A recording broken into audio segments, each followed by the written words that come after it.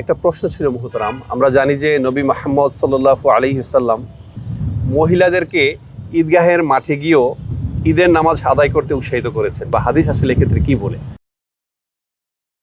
সাধারণ অবস্থাতে ঈদগাহে মেয়েদেরকে যাওয়ার ব্যাপারে রাসূল করিম সাল্লাল্লাহু আলাইহি ওয়াসাল্লাম অনেক বেশি উৎসাহ দিয়েছেন। এমনকি যে সমস্ত মেয়েদের ওড়না নাই, তারা অন্য বড় ওড়নাওয়ালা মেয়েদের ওড়নার ভেতরে মাথা লুকিয়ে আসার জন্য রাসূল করিম সাল্লাল্লাহু আলাইহি ওয়াসাল্লাম বলেছেন। তারা যারা মাসিক অবস্থায় রয়েছেন তাদেরকে ওই অবস্থায় আসতে বলেছেন, এবং এসে তারা ঈদের সালাত আদায় করবে না, কিন্তু দোয়াতে জিকিরে শামিল হবে, আনন্দে শামিল হবে, সে নির্দেশ করেছেন। অর্থাৎ মেয়েদেরকে ঈদের সালাতে আসতে বলা হয়েছে। পুরুষরা যেভাবে ঈদের সালাত আদায় করবেন, ঠিক আছে, কিভাবে মেয়েরাও ঈদের সালাত আদায় করবেন। বিষ্ণু ইসলাম বলেছেন, ঈদের নামাজে যখন তোমরা যাবে, নারীদেরকে, বাচ্চাদেরকে, ফ্যামিলির সবাইকে নিয়ে যাবে, কাউকে ঘরে রেখে যাবে না। কিন্তু দুর্ভাগ্যজনক হলেও সত্য, আমাদের দেশে এই পরিবেশটা এখনো গড়ে ওঠেনি। জাতীয় ঈদগাহ ময়দান, বাইতুল মোকাররম সহ দুই একটা জায়গায় হয়তো নারীদের ঈদের সালাতের সিকিউরিটির সাথে ব্যবস্থা রাখা হয়, কিন্তু পুরো দেশব্যাপী এটা আমাদের গড়ে ওঠেনি। সচেতনতার অভাবে আমাদের স্কলাররা মনে করেন যে ফিতনা হবে। ঈদের 2-3 দিন আগে শপিং মলগুলোতে হাঁটা যায় না নারীদের কারণে। তারপর রাস্তাঘাটে, তার পয়লা বৈশাখে আমাদের বোনরা ঠিকই সেলিব্রেট করে, বাট ঈদের ক্ষেত্রে কিন্তু আমাদের বঞ্চিত করা হয়, বলা যে মসজিদে যাওয়া যাবে না, ফিতনা হবে। তো এটার ব্যাপারে সচেতনতা দরকার, এবং তাদেরকে একটা সুন্দর সিকিউর প্লেস করে দেওয়া দরকার, যাতে করে তারা যেতে পারে।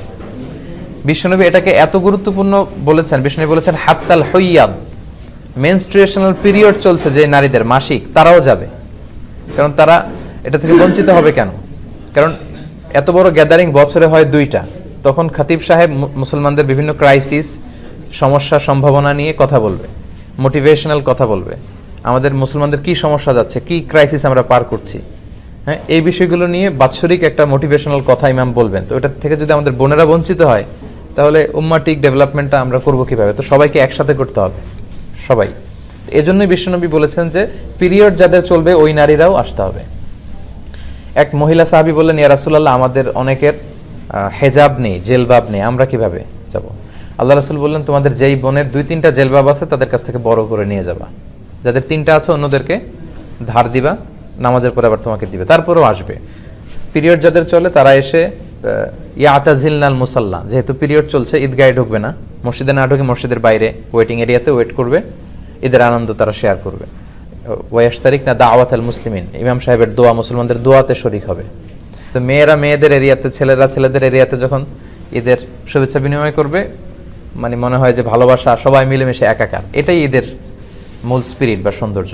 মহিলাদের ঈদের নামাজ জায়েজ কিনা? জায়েজ মানে কি? ঈদের নামাজ যাওয়াটা সুন্নাহ।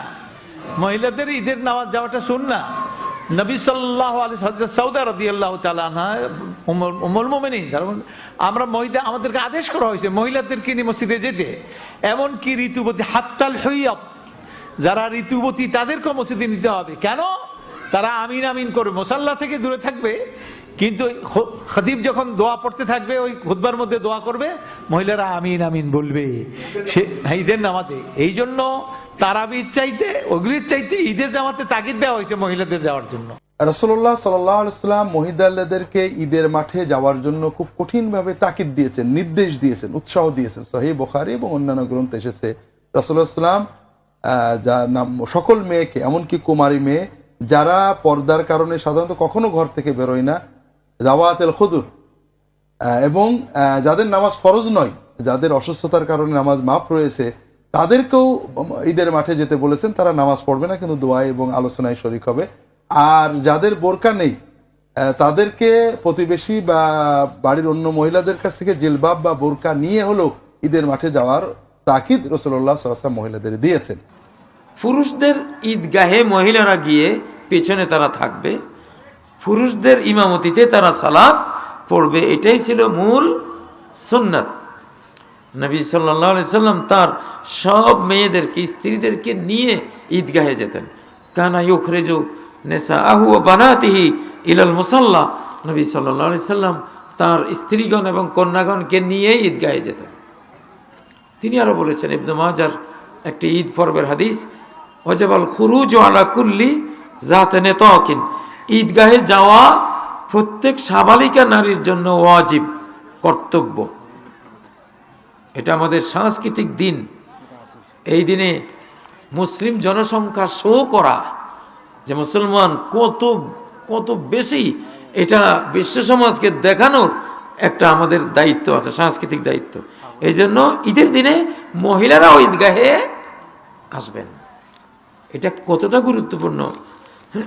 এক মহিলা বললো, ইয়া রাসূলুল্লাহ, যার জিলবাব বোরকা নাই সেও কি আসবে? নবীজি বললেন, লেতুল বিসহা সাহেবাতুহা মিন জিলবাবিহা, তার বান্ধবীর জিলবাবের ভিতরে ঢুকে হলেও সে যাতে আসে। এক চাদরে দুইজন, এক বোরকার ভিতরে যদি এক বোরকা মনে হয় দুইজন ঢুকা যাবে না, কিন্তু চাদর হলে সম্ভব, ঠিক না? এক চাদরে দুইজন আসবে, তবুও আসবে।